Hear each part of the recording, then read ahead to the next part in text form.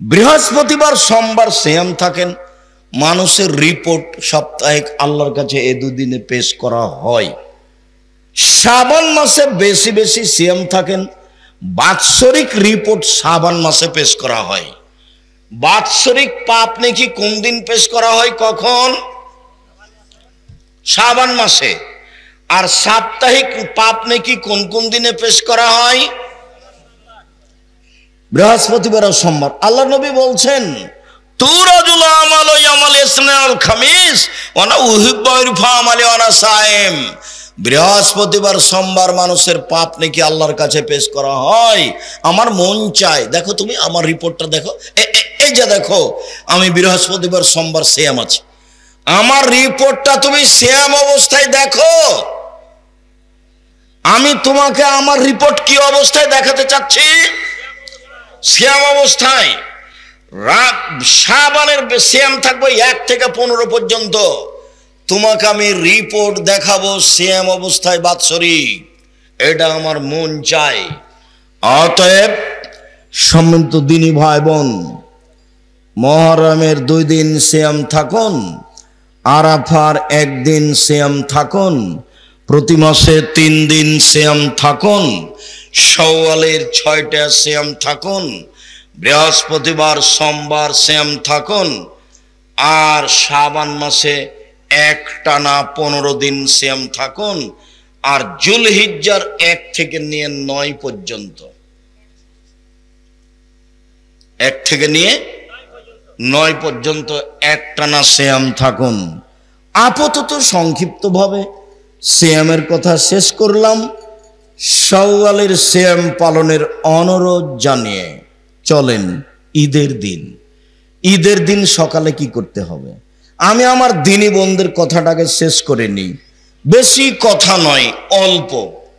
মক্তব চালু করতে হবে দেশ জুড়ে, এ কথাই ঠিক। আমি বাসা থেকে বের হয়ে মসজিদে যাই, পাশে আম গাছের নিচে গাড়ি দাঁড়িয়ে আছে, তো গাড়ির গায়ে লেখা আছে আদ-দাওয়া ইলাল্লাহ। আমি এটা বুঝতে পারি না, কয়েকদিন দেখলাম গাড়ির গায়ে লেখা আছে আদ-দাওয়া ইলাল্লাহ। তা আমি এক সময় বলছি, আব্বু গাড়ির গায়ে লেখা আছে আদ-দাওয়া ইলাল্লাহ, এটা কি? তখন আমাকে বলছে, আব্বু আপনাকে তো প্রায় 30 বছর যাবৎ বক্তব্য দিতে দেখলাম, 30 বছর যাবৎ, 30-32, আর আমিও পৃথিবীর বিভিন্ন দেশ ঘুরলাম। তাতে আমি বুঝলাম যে ইহুদি আর খ্রিস্টান বিদ্যা বেচে খায়, বুদ্ধি বেচে খায়, কলা কৌশল দিয়ে দেশ দখল করে। সারা ভারত, বাংলাদেশ, পাকিস্তান দখল করেছে, ভালো কিছু নিয়ে চলে গেছে। তো ওরা বিদ্যার বুদ্ধি বিক্রি করে খায়। পদ্মা সেতু বানালো, ওরা হলো ইঞ্জিনিয়ার আর আমরা হলাম কামলা। পদ্মা সেতু বানালো, ওরা হলো ইঞ্জিনিয়ার, আমরা হলাম কামলা। তো ওরা যে ইহুদি খ্রিস্টান বিদ্যার বুদ্ধি বেচে খায়, এইটা জানাবো কিভাবে? এইটা জানানোর জন্য চিন্তা ভাবনা করে সিদ্ধান্ত নিয়েছি, দেশ জুড়ে মক্তব চালু করব। মুসলমানের ছেলে মেয়েকে 100% আকীদা শিখাবো, কোরআন শিখাবো। আকীদা শিখাবো, কোরআন শিখাবো, ইনশাআল্লাহ সারা দেশ জুড়ে মক্তব চালু করব। এই সুবাদেই আমি বই লিখেছি, বই ছাপিয়েছি, সিলেবাস তৈরি করেছি, মক্তব চালু করেছি, মক্তবের ইমামের প্রশিক্ষণ চালু করেছি। আসবে ফ্রি, যাবে ফ্রি, খাবে ফ্রি, বই দেবো ফ্রি, এবং প্রশিক্ষণ নিবে। এই প্রশিক্ষণের মাধ্যমে দেশ জুড়ে মক্তব চালু করবে, আকীদা সংশোধন করবে, ইহুদি কারা খ্রিস্টান কারা, এবং কোরআন মাজিদ পড়তে শিখবে মুসলমানের ছেলে 100%, মিয়া ফিল মিয়া, 100 থেকে 100 শিখতে হবে। এই লক্ষ্যে দেশ জুড়ে মক্তব চালু করব। তার নাম দিয়েছি আদ-দাওয়া ইলাল্লাহ, মসজিদ ভিত্তিক শিক্ষা কার্যক্রম, মসজিদ ভিত্তিক দাওয়াতি কার্যক্রম। তাই গাড়ির গায়ে লেখা আছে আদ-দাওয়া ইলাল্লাহ। আমি বললাম, আব্বু তোমার পরিকল্পনা সুন্দর, আমরা তোমার এই পরিকল্পনা গ্রহণ করলাম, আল্লাহ তুমি কবুল করো, আল্লাহুম্মা। নিজের ছেলে মেয়ের জন্য যেমন দোয়া করেন, আব্দুল্লাহর জন্য তেমন দোয়া করবেন, ওদেরকে যেন আল্লাহ দিনের খিদমতের জন্য কবুল করেন, আল্লাহুম্মা আমিন। সম্মানিত দিনী ভাই বোন, ঈদের দিনের প্রথম কাজ কি? ছেলে খেয়াল করো এদিকে। ঈদের দিনের প্রথমে 4-5টা কাজ আছে। 1 নম্বর কাজ হলো ফিতরা বের করা। ঈদের দিনই ফিতরা বের করতে হতো, যা আমাদের এইসব মুরব্বী মানুষেরা আজও জানেন, যে আমরাও করেছি, আমার বাপ দাদাকেও দেখেছি ঈদের দিন সকালে ফিতরা বের করতে। ওইটা কিভাবে 15 চলে গেল, 15 রমজান চলে গেল, 27 রমজান আরো আগে চলে আসলো, আরো আগে হবে না, নিতান্তই 29 রমজান বা 30 রমজান, অন্যথায় ফজর সালাতের পরে ফিতরা বের করতে হবে। আব্দুল্লাহ ইবনে উমর বলেন ঈদের দিনের প্রথম কাজ, আব্দুল্লাহ ইবনে উমর বলেন ফারাজা রাসূলুল্লাহ সাল্লাল্লাহু আলাইহি সাল্লাম যাকাতাল ফিতরে সান মিন তামারিন ও সান মিন সাইরিন। আল্লাহর নবী ফিতরার যাকাত ফরজ করেছেন 1 সা খেজুর, 1 সা গম, আলাল আবদুল হুররে, স্বাধীন পুরুষ নারীর উপর, ফকির মিসকিন সবার উপর, ভিক্ষুক ভিক্ষিকা সবার উপরে, আর স্বাধীন পুরুষ নারীর উপর, দাস দাসীর উপর, ছোট বড় সবার উপরে। ঈদের মাঠে যাওয়ার পূর্বে যার জন্ম হয়েছে তারও ফিতরা দিতে হবে। যদি ধরে নেওয়া হয় ফজরের আজানের আগে যার জন্ম হয়েছে তারও ফিতরা দিতে হবে, ঠিক আছে। যদি ধরে নেওয়া হয় যে সূর্য ডুবা পর্যন্ত, রমজান শেষ হওয়ার সূর্য ডুবা পর্যন্ত সন্তান জন্ম নিয়েছে, তার ফিতরা দিতে হবে, তো ঠিক আছে। আমরা মনে করি ফজরের আজান পর্যন্ত কোনো ছেলে মেয়ে রাতে জন্ম নিলে তার ফিতরা দিতে হবে, সবাইকেই ফিতরা দিতে হবে। ছোট বড়, শিশু, পুরুষ নারী, দাস দাসী, কাজের মেয়ে, ফকির মিসকিন সবাইকেই ফিতরা দিতে হবে, দিতেই হবে। চাঁপাই নবাবের ভাষা তো ওকে দিতে হবে, ওর বাপকে দিতে হবে, ফিতরা দিতেই হবে। ফকির হলে ফিরিয়ে দেওয়ার সময় তার চেয়ে বেশি দিয়ে দেওয়া হোক। ও আমার বেহাম তুয়াদ্দা কাবলাল খরুজ ইলা সালাহ কাবলা খরুজিন নাস ইলাল মুসাল্লা। ফিতরা বের করতে হবে ঈদের মাঠে যাওয়ার পূর্বে। এই যে বুখারী মুসলিমের হাদিস। ফিতরা বের করতে হবে কখন? ঈদের মাঠে যাওয়ার পূর্বে। আগে যে নিয়ম ছিল সেটাই ঠিক ছিল। আবু সাঈদ খুদরি রাদিয়াল্লাহু তাআলা আনহু বলেন কুন্না নুখরিজু যাকাতাল ফিতরে, আমরা যাকাতুল ফিতর ফিতরা বের করতাম। সান মিন তামিন 1 সা খাদ্য, সান মিন সাইরিন 1 সা জব, সান মিন তামারিন 1 সা খেজুর, সান মিন তাকাতিন 1 সা পনির, সান মিন জাবিবিন 1 সা কিশমিশ। প্রথম শব্দ আছে খাদ্য, তার মানে পৃথিবীতে যারা যেখানে যা খায় সেটারই ফিতরা দিবে, খাদ্য শস্য। কেউ যদি মনে করে আটা দিব তো দেখ, তবে ধান দেওয়া ভালো নয়, ধান সরাসরি খাদ্য নয়। আগে কিছু আমাদের গ্রামেও ধান ফিতরা দিত, চাউল গম দেওয়াই তুলনামূলক ভালো। সম্মানিত দিনী ভাই বোন, আবু সাঈদ খুদরি বলেন কাদেবা মুআবিয়া হাজ্জানা মুতামিরান ফাকাল্লামান নাস আলাল মিম্বারে, আমরা 1 সা করে ফিতরা দিয়ে আসছিলাম। হঠাৎ করে মুআবিয়া রাদিয়াল্লাহু তাআলা আনহু সিরিয়া থেকে আসলেন, তিনি মিম্বারে উঠে জনগণের সামনে বক্তব্য দিলেন। ফাকাল্লামা ফিমা কালামান নাস, সেদিন তিনি মানুষের সামনে যা বলেছিলেন, মানুষের সামনে সেদিন বক্তব্যে তিনি বলেছেন ইন্নী আরা, আমি মুআবিয়া মনে করি, আন্না শাইন মিন সামারাই শাম তাদেলো সান মিন তামারিন, সিরিয়ার অর্ধশা গম মদিনার 1 সা খেজুরের সমান। জাতির উদ্দেশ্যে মুআবিয়া ভাষণ দিলেন। মুআবিয়া রাদিয়াল্লাহু তাআলা আনহু জাতির সামনে বললেন, জনগণ, আমি মনে করি সিরিয়ার অর্ধশা গম মদিনার 1 সা খেজুরের সমান। সিরিয়ার অর্ধশা গম মদিনার 1 সা খেজুরের সমান। এই কথা জনগণ গ্রহণ করলো। জনগণ অর্ধশা ফেতরা দিতে লাগলো। এই অর্ধশা গ্রহণ করলো ইরাকের মানুষ। ইরাকের মানুষ 1 সা সমান ধরলো 3.5 কেজি। আজও ইরাক থেকে একটা পরিমাপ পাত্র কিনে নিয়ে এসে চাউল মাপলে, গম মাপলে 3.5 কেজি 3.25 কেজি ধরবে, এরকমই ঠিক। মদিনা থেকে একটা সা কিনে নিয়ে আসলে তাতে 2.5 কেজি ধরবে বা 2 কেজি 400 গ্রাম ধরবে বা একটু বেশিও ধরতে পারে, এ কথাই ঠিক।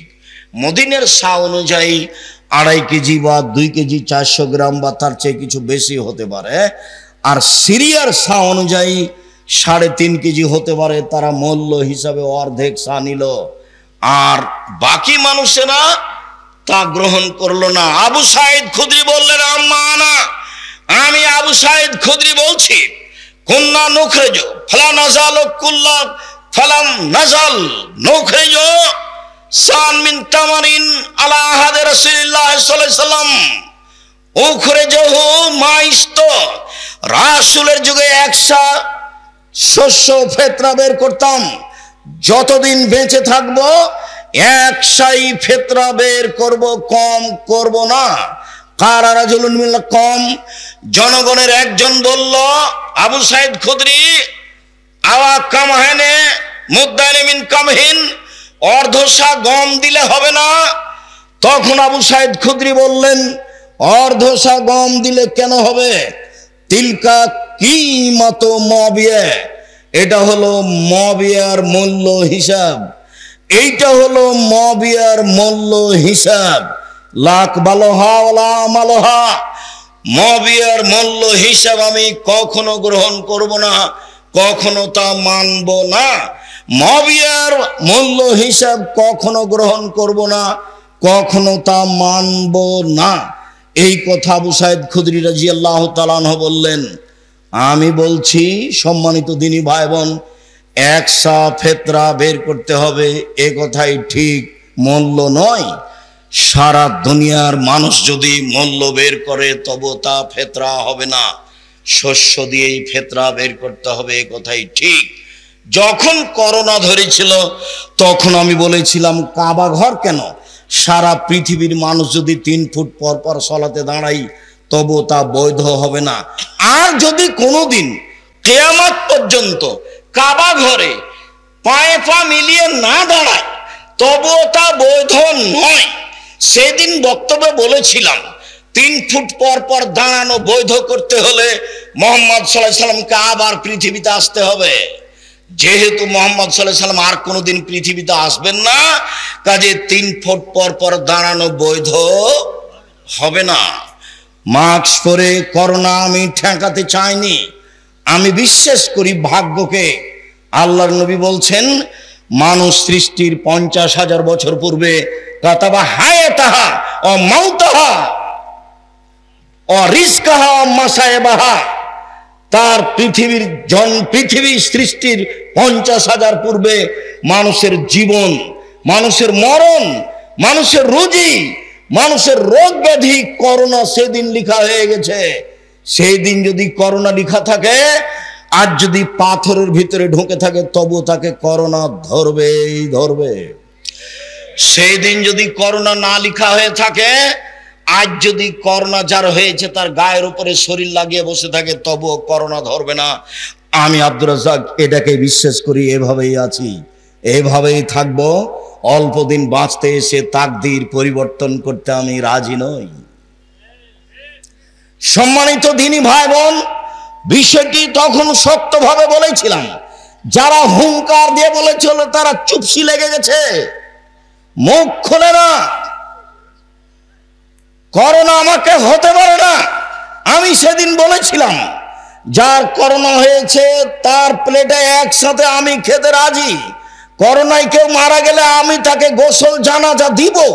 এতে যদি আমাকে করোনা ধরে, আমি বলবো না ওর কারণে ধরেছে, আমি বলবো পৃথিবী সৃষ্টির 50,000 বছর পূর্বে আমার নামে করোনা লেখা হয়েছিল, সেই জন্য আজকে ধরেছে, এর কারণে ধরেনি। বহু ছেলে মেয়ে বাপের কাছে যায় না, স্ত্রী বা স্বামীর কাছে যায় না।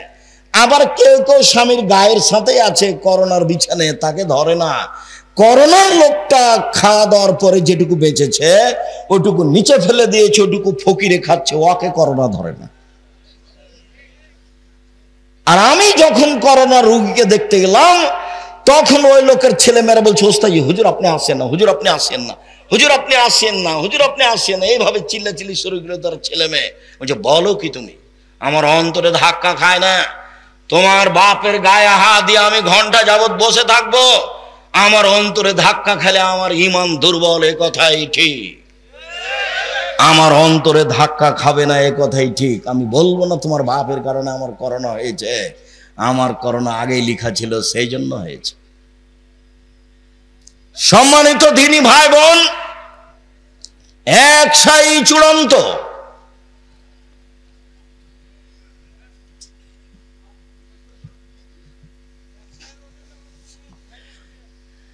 এক সায়ের ওজন 2.5 কেজি, আর না হলে 2 কেজি 400 গ্রাম, বা 2.5 কেজির একটু বেশি। এইখানে কি বলা আছে? 2.5 কেজি বলেছো তোমরা?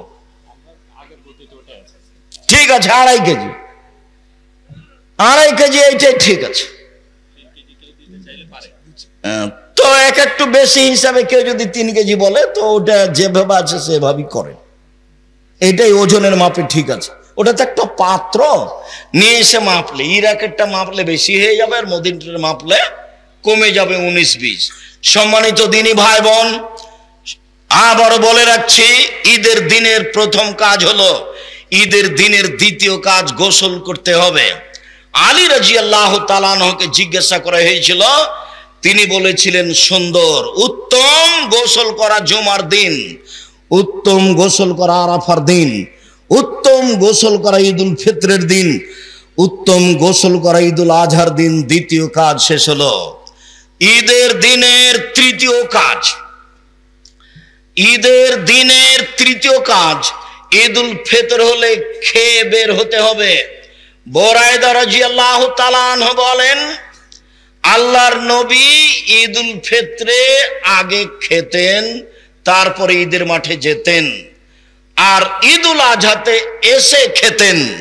তাহলে ঈদুল ফিতরে খেয়ে যাওয়া সুন্নাত, আর ঈদুল আজহাতে এসে খাওয়া সুন্নাত। এসে গরুর গোশত কলিজা খেতে হবে, এইটা জরুরি নয়। আর সোয়া পহর রোজা থাকতে হবে, এ কথাও নয়। অর্ধেক দিন রোজা থাকতে হবে, এ কথা নয়। ঈদের দিনের সুন্নাত হচ্ছে, সেটা যদি ঈদুল ফিতর হয় তাহলে খেয়ে যাবে, আর যদি ঈদুল আজহা হয় তাহলে এসে খাবে। বুঝা যায় না কথা? যদি ঈদুল আজহা হয় তাহলে এসে খাবে। ঈদুল ফিতরের চতুর্থ জরুরি কাজ, সূর্য ওঠার পরপরই বের হতে হবে। আব্দুল্লাহ ইবনে বুসর বলেন, তিনি বের হলেন কিছু জনগণকে নিয়ে ঈদের মাঠে। ফানকারা ইবতান নাস, জনগণের ঈদের সালাত দেরি করে আদায় করাকে তিনি নাকচ করলেন। তিনি বললেন, কাদ ফারাগনা সাআতানা হাজিহি, এই সময় আমরা ঈদের সালাত আদায় করে নিয়েছি। তখন ছিল চাস্তের সালাতের সময় 7:30 8টা। দেরি করাকে তিনি নাকচ করলেন। এই ছেলে, খুব মূল্যায়ন করা কথা শুনতে হবে, খুব দাম দিতে হবে। কে বলল ঢাকা ঈদগাহ মাঠে একবার সালাত হবে 9টার সময়, একবার সালাত হবে 10টার সময়, একবার সালাত হবে 11টার সময়? ধর্ম পাগল হয়ে গেছে। धर्म राजशाही चापे नमोजर हवाई लड्डू दोनों हाथ में लड्डू है, जो चाहे उसको खा ले, जो चाहे उसको छोड़ दे। सूर्य उठार पर ईদের সালাত আদায় করতে হবে, এই কথাই ঠিক। ঈদের সালাত এবং ইস্তিসকার সালাতের সময় একই, সূর্য ওঠার পরে। খুব দেরি করলে না হয় 6:30, না হয় 7টা, এর চেয়ে দেরি করা যেতে পারে না। সম্মানিত দিনী ভাই বোন, যার কারণে সেসব লোকেরা আরবের লোকেরা ফজরের সালাতে যখন বের হয় তখন 3-4টা খেজুর পকেটে নেয়, ফজরের সালাত আদায় করার পরে 4-5টা খেজুর মুখে দিয়ে ঈদের মাঠে চলে যায়, বা মসজিদে হলে সেখানে সালাত আদায় করে চলে আসে। সম্মানিত দিনী ভাই বোন, এক ঈদগাহ মাঠে একাধিকবার সালাত হবে না, তার প্রমাণ এইটা। ঈদের মাঠকে বাসর ঘরের পরিণত করে সাজানো যাবে না, সাজানো নিষেধ, হারাম, এ কথাও ঠিক, চলেন যায়। আব্দুল্লাহ ইবনে উমর রাদিয়াল্লাহু তাআলা আনহু বলেন, আল্লাহর নবী ঈদের দিনে বের হতেন মাসিয়ান, পায়ে হেঁটে, ওয়ারজু মাসিয়ান, ফিরে আসতেন পায়ে হেঁটে। পায়ে হেঁটে যাওয়া ভালো, পায়ে হেঁটে আসা ভালো, সাথে সাথে বাহনে চড়ে যাওয়া যায়, আমরা হারাম মনে করি না, তবে পায়ে হেঁটে যাওয়া ভালো, পায়ে হেঁটে আসা ভালো।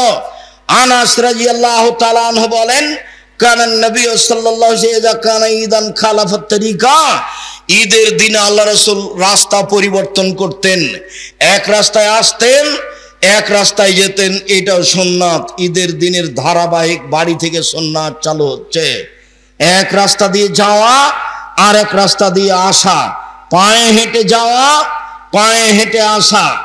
এরপরে বলা হচ্ছে তুহমাল আনাজাত বাইনা ইয়াদাই নবী সাল্লাল্লাহু আলাইহি ওয়াসাল্লাম ফালাম্মা বালাগাল মুসাল্লা, রাসূলের সামনে দিয়ে একটা ওই সূত্রা, যেটা সালাত শুরু করলে তার আগে খাড়ো করা হয়, সূত্রা নিয়ে যাওয়া হতো। ফায়জা বালাগাল মুসাল্লা, ঈদের মাঠে চলে গেলে ফা নসিবাত বাইনা ইয়াদাইহি, এই সূত্রাটা গেড়ে দেওয়া হতো, এইটাকে সামনে রেখে তিনি সালাত আদায় করতেন। ওয়াযালিকা ইসাল্লি ফাদান লাইসা ফি ইসান ইস্তাতারবিহি, এই জন্য যে ঈদের মাঠ ফাঁকা থাকতো, কোনো কিছু ঈদের মাঠে থাকতো না যেটা সামনে করে সালাত আদায় করা যাবে। শুনুন, ঈদের মাঠে মেহরাব তৈরি করা নাজায়েজ, ঈদের মাঠে মিম্বার তৈরি করা নাজায়েজ, ঈদের মাঠকে সাজানো হারাম, ঈদের মাঠকে বাসর ঘরে পরিণত করা হারাম, বাঁশ খাটা দিয়ে সাজানো জায়েজ নয়, একেবারেই ফাঁকা থাকবে। নিতান্তই দখলের উদ্দেশ্যে চতুর্দিক প্রাচীর দিয়ে ঘেরতে পারে, দখল হিসাবে, এছাড়া প্রাচীর দেওয়াও ভালো নয়। আল্লাহর নবী মসজিদে নববীর উপর দিয়ে হেঁটে এসে তিনি মাঠে ঈদের সালাত আদায় করতেন। আপনারা খুব ভালোভাবে জানেন, মসজিদ নববীতে 2 রাকাত সালাত আদায় করলে অন্য মসজিদে 2 রাকাত সালাত আদায় করলে তার চেয়ে 1000 গুণ বেশি নেকি হবে।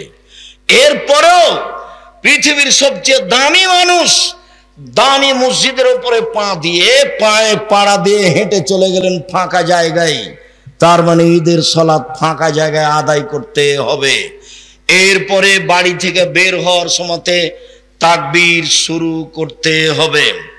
ইবনু শিহাব জোহরি বলেন, কানান নাসু কাব্বিরুনা ফিল ঈদে হিনামা ইখরিজুনা মিন মানাজিলিহিম, জনগণ তাকবীর শুরু করতে যখন বাড়ি থেকে বের হতো, তখন তবে ঈদুল ফিতরে বাড়ি থেকে বের হওয়ার সময় বলতো আল্লাহু আকবার, আল্লাহু আকবার, লা ইলাহা ইল্লাল্লাহ, আল্লাহু আকবার, আল্লাহু আকবার, ওয়ালিল্লাহিল হামদ, আল্লাহু আকবার কাবীরা, আলহামদুলিল্লাহ কাসীরা, সুবহানাল্লাহি বুকরাতাও ওয়া আসীলা। এই দোয়া আমি কোনোদিন প্রমাণ করতে পারিনি। অতএব এমনি আল্লাহু আকবার বলতে পারেন, সুবহানাল্লাহ বলতে পারেন, লা ইলাহা ইল্লাল্লাহ বলতে পারেন, আর এটাই খাস তাকবীর, আল্লাহু আকবার, আল্লাহু আকবার, লা ইলাহা ইল্লাল্লাহ, আল্লাহু আকবার, আল্লাহু আকবার, ওয়ালিল্লাহিল হামদ। ইমাম সাহেব যখন বের হবে তখন তাকবীর বন্ধ হয়ে যাবে, নিতান্তই সেই দিন বলতে পারেন।